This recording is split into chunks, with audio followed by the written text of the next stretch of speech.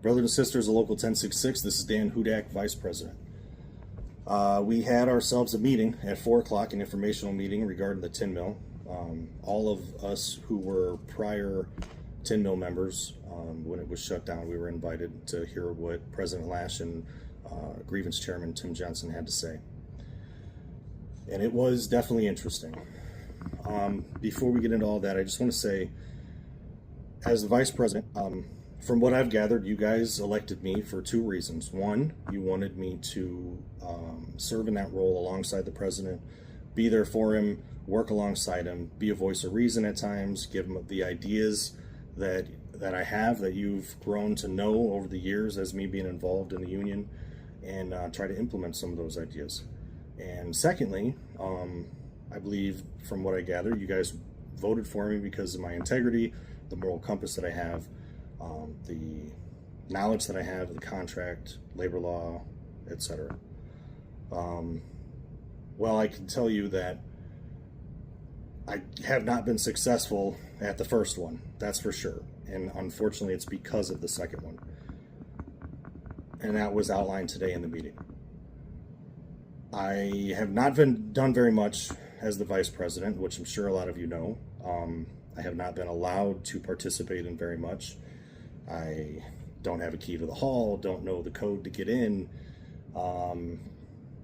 haven't been to meetings with the company outside of the once-a-month leadership meeting that, I mean, it'd be extremely foolish for me not to be there, because if, God forbid, something were to happen to the President, you know, those meetings that we have once a month are to, you know, stay informed of what's going on with the business, etc. It would just be foolish for me not to know. So yes, I've been allowed to do the bare minimum. Once a month, I've been allowed to go to the leadership meetings. Once a month, I've been a participant on the e-board, where I have definitely made my opinions and my ideas known on certain topics that came up. But when it comes to working with President Lash on various things, I have not been able to do because he doesn't want me to do. And the one time that I find out about what has been going on, my integrity and that moral compass that I believe you have elected me to this position for did not allow me to sit there quietly and hear the nonsense that was being spewed at us, nor did it allow me to ignore the facts of this agreement that they made. It's pretty clear that given the situation, we're going to have contractors, right?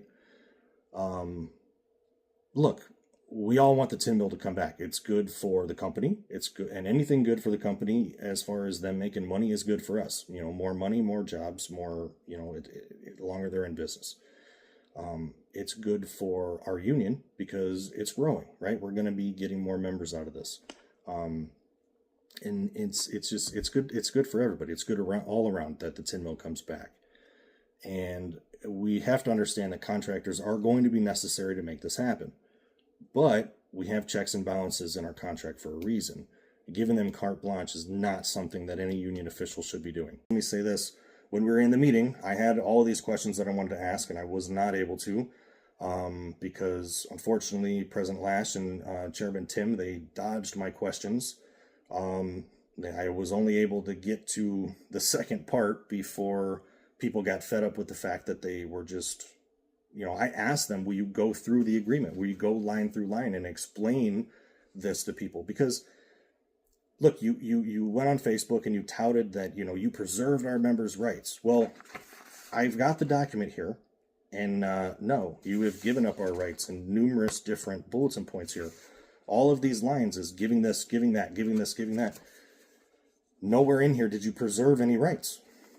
You know, and so that's why I have this list of questions here. I tried to ask them. We didn't get anywhere with that, unfortunately. Well, the harm is you're not supposed to give up your rights. You don't concede. Especially, I don't think we ever should, but especially in a situation where you don't need to concede on anything because they want the tin mill to start up.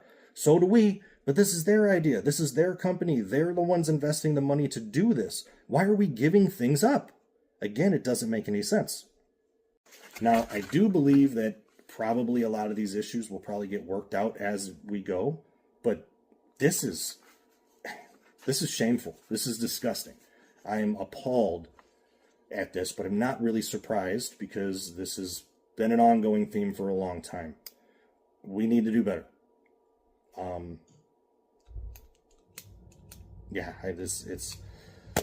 very ashamed that they did this. I'm ashamed that they what happened in the meeting. I'm ashamed that it went the way it did. It's repulsing. This stuff is too easy. As I explained to Tim Johnson when we were debating out about line 5, this isn't hard language. This isn't complex language. This is very simple, straight to the point. And his answer was, well, you're just going to have to trust me. That wasn't the intent. Now, intent, when we talk about labor law, when we talk about potentially arbitrating things, intent is super important.